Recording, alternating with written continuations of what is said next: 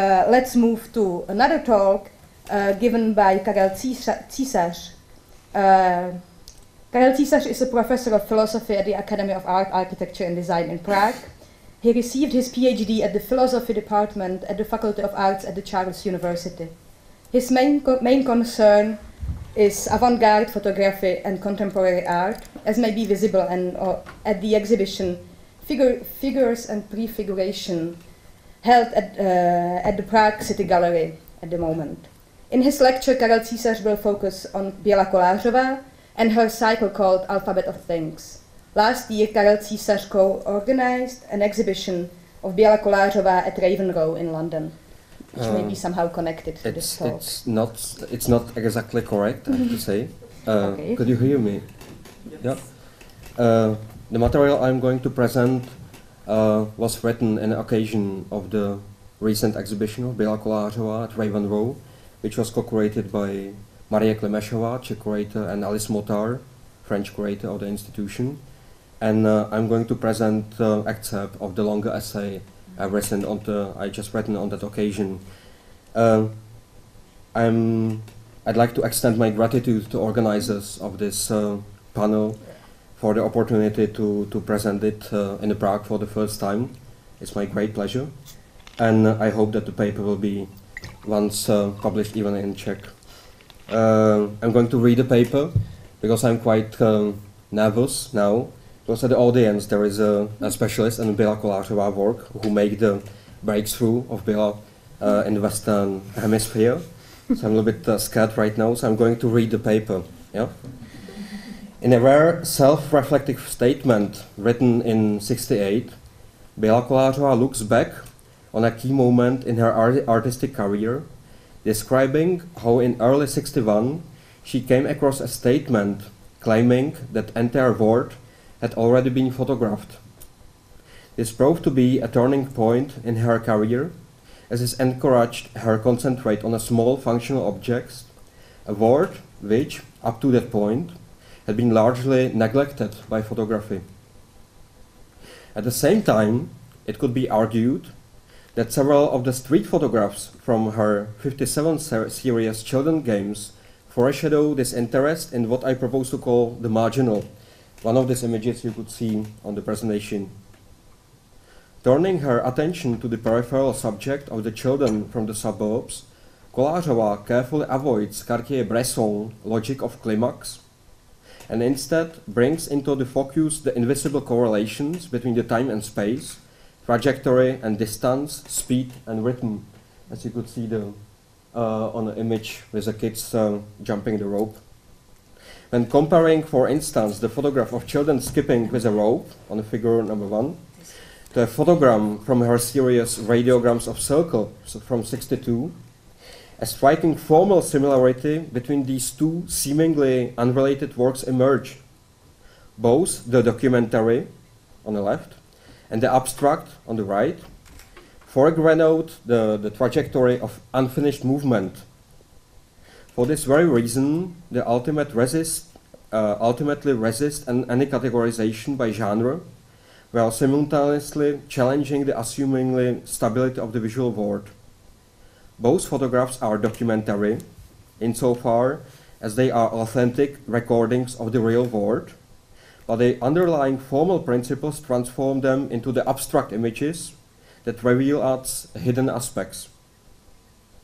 By presenting abstraction as the flip side of social documentary photography, Kolářová works from the 60s revive a central concern of the modernist project of a new vision, which explains their relevance in today's debates on the critical potential of photographic abstraction. The affinity between Kolářová work and new vision manifests itself in the choices of the subject matters and means of expression, but also, and more importantly, maybe, in its intention to revolutionize human perception. Kolářová writes that the entire world has been photographed, and we must forever ask ourselves if everything we see has already been seen by someone else. Then we need to turn our attention to the things we have so far excluded from our conscious perception. Perhaps unsurprisingly, we only take note of these small things, I'm quoting again the statement from 68 of Běla, indispensable for our life, yet taken for granted, when they are about to disappear or no longer fulfill their purpose. For it is only when, again quoting, pages from newspapers and magazines only briefly scan it, a ticket after completely journey or piece of wrapping paper from a sweet we just eaten become the litter of nature and civilization, that they attract our attention. But Kolářová went beyond the precepts of new vision in that she never thought to radicalize perception but solely substitution to human eye with the superlative eye of the camera. The last quote from the statement from 68.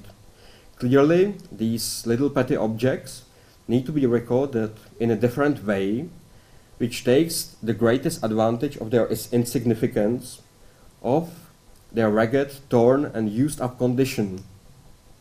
Their diversity of the forms should yield something more than the eye can guess or that camera could register. It's not only optical situation, it's even more haptical and physical or even social situation. This reflection led her to develop something called artificial negatives, created by either inserting organic matter or small everyday objects between the sheets of cellophane or stamping them into the layer of soft wax applied onto the surface of the celluloid. These handmade photographs resemble some kind of modern clicheware in which potato peelings, onion skins, impressions of poppy seeds or nutmegs appear on a translucent surface. Kolářová artificial negatives are closely related to Brassai involuntary sculptures, as we could see on the second slide, which appeared in print in issue of the surrealist journal Minotaur in 1933.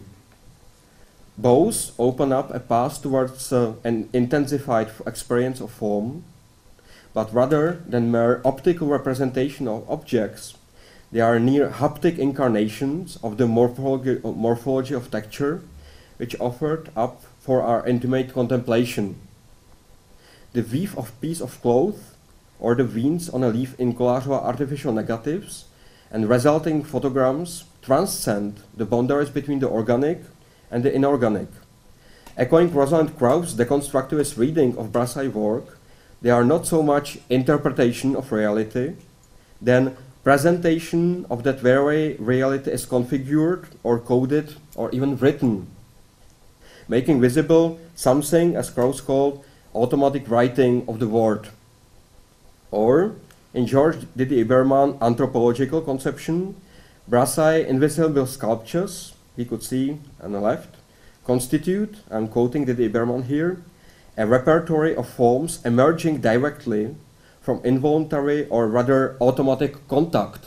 So on the one hand, I'd like to make this contrast of different interpretation of Brassai in the constructivist reading of Krauss, saying that this is something as a writing, automatic writing on the word, on this anthropological interpretation of Didier Iberman and others. The Brassai is trying to show like a morphology of the forms themselves. So I'm trying to use these two ways of interpretation to the Běla work. Yeah. When following these two lines of thought, one is constantly surprised by this resolve with which Kolářová work retraces the path of interwar avant-garde photography, sharing many of its formal qualities, as we will see in a moment, but also such iconic motifs as the expired ticket, which is epitomized by Brassai in the text connected to the image.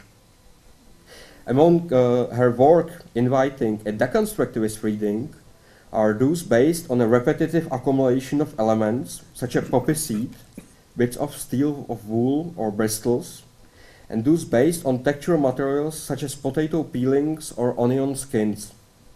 The resulting forms are organized configurations, their meaning determined by the syntax, exactly as in written language.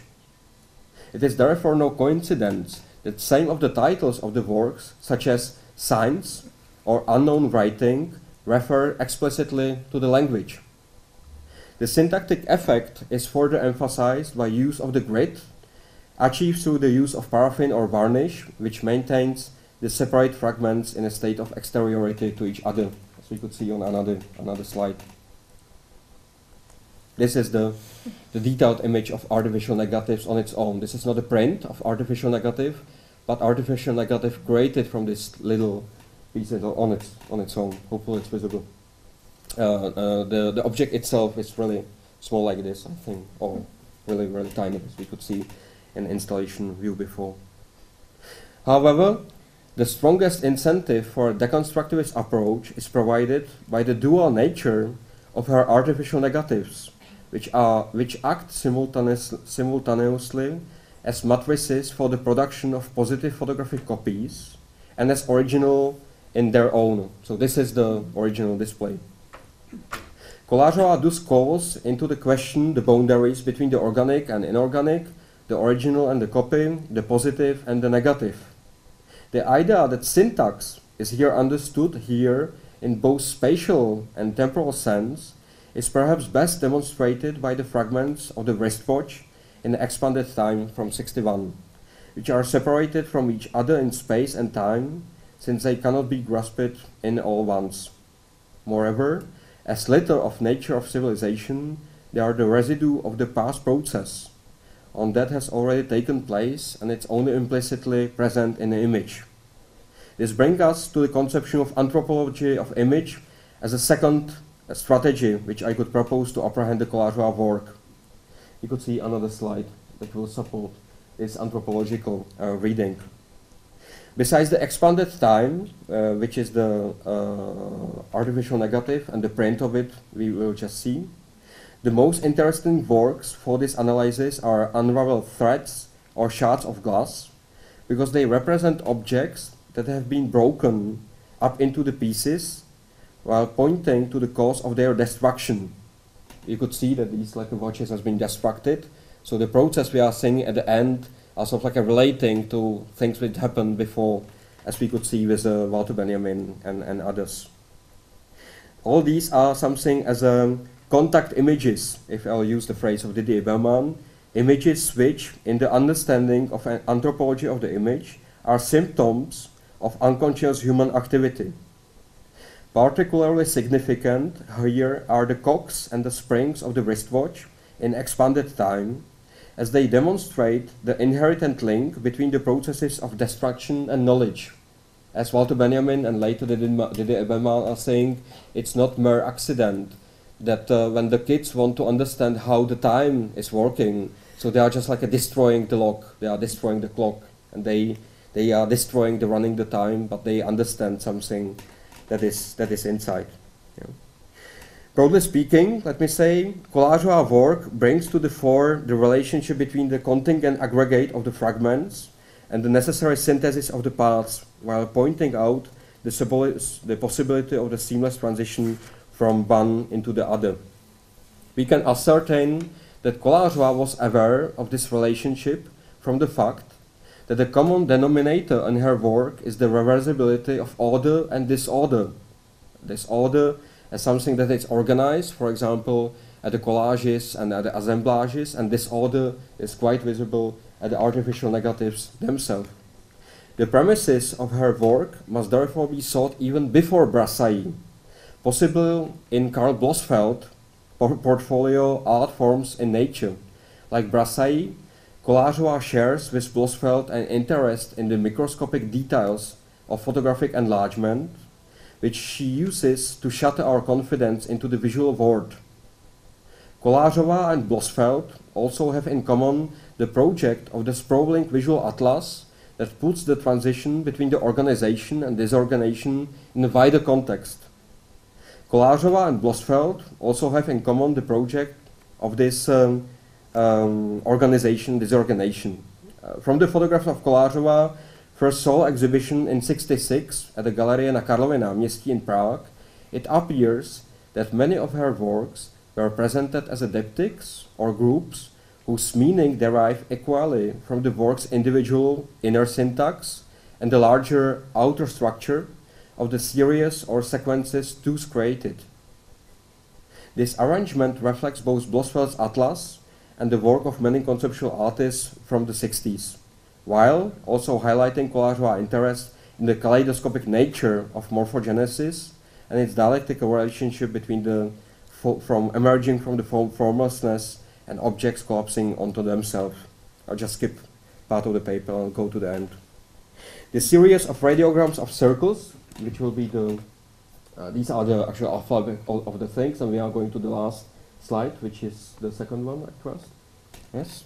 The series of radiograms of circle, the image on the right, which can be seen as a culmination of artist's work, represent a kind of middle ground between her artificial negatives, I was trying to elaborate at the beginning, and her later arranged photographs and assemblages, example of which we could see on the left, which is another image from the series of the signs from the 60s. They represent something as a middle ground between these two. Like the artificial negatives, radiograms of circles, these light drawings in this series aim to reveal the secret nature of the things without resorting them to use of a camera. They are direct prints from the nature themselves. Like the arranged photographs, they let order emerge from the chaos. By dispensing with the material object altogether and instead capturing the movement of light, Kolářová achieved complete autonomy for her works and created what she called absolute photography. In order to fixate the moving light, she channeled it through a sieve or perforated metal plate and projected it onto a sheet of photographic paper, rotating at steady speed. Having exhausted the possibility of street photography, we have seen at the beginning, which invariably entailed some form of posing, the shot of children skipping the rope being an exception insofar as it depicts a trajectory of the movement, she chose the laboratory-like environment of the darkroom and took complete control over the image. So it seems to be contradiction here. Yet by doing so, doing the photographs in the laboratory, she did not abandon her preoccupations with the concept of marginality, as evidenced by her documentary work. Rather, I would suggest that her use of essential anachronistic techniques reflects a fundamentally political concern with the marginal. As a photographer without a camera, as someone experimenting under largely adverse conditions with the suppressed techniques of the interwar avant-garde, and as a woman artist living in a satellite state of the Soviet Union, the third point, Kolářová was certainly aware that the margins are the site of greatest intensity. For it is precisely from the margins, be it of the abstract light circles, of those of society, that great revolutionary things emerge. Thanks a lot.